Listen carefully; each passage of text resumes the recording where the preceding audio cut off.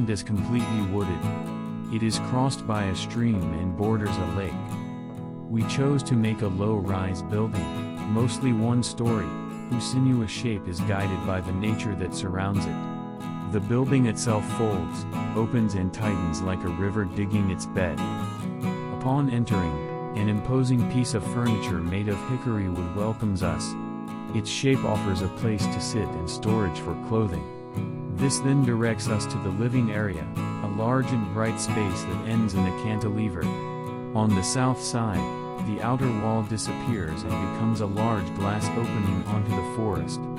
The materials used for the surfaces are clean and simple, white walls and polished concrete floors that contrast with the wilderness outside and let the surrounding nature express itself. The large open space also houses 3 wooden objects, pieces of furniture arranged on an axis that invites us into a sequence of spaces that form the living area. The cabinet of the entry hall also acts as a screen, protecting the more private area of the bedrooms. Behind this screen, stairs lead to the reading room, a quiet, secluded, wood-paneled space on the green roof. From this vantage point, perched on the roof, the building appears to blend into the natural surroundings. Layout. The house consists of 2 simple volumes that are interlocked. The brick-lined garage volume leads to the street and marks the circulation axis towards the house, continuing inside and ending at the living room overlooking the river. The white plastered volume of the house is set back. Its setback allows large mature trees to be preserved in the front yard and gives the house a sense of being hidden compared to the public road. From the street, through the trees, the eye is first drawn to the brick volume, then, in the background, the white plaster volume. The rough nature of the brick volume contrasts with the purity of the next volume. Route. From the road, a paved pedestrian path leads to the white volume alcove that marks the main entrance. Through this glass front door, we can read the interlocking brick volumes.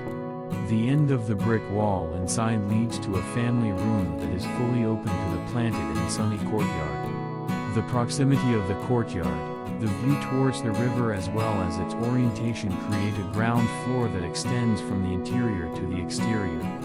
Thus, the living space continues visually and physically towards a terrace that is partly open and partly covered by an extension of the ground floor roof and a retractable awning.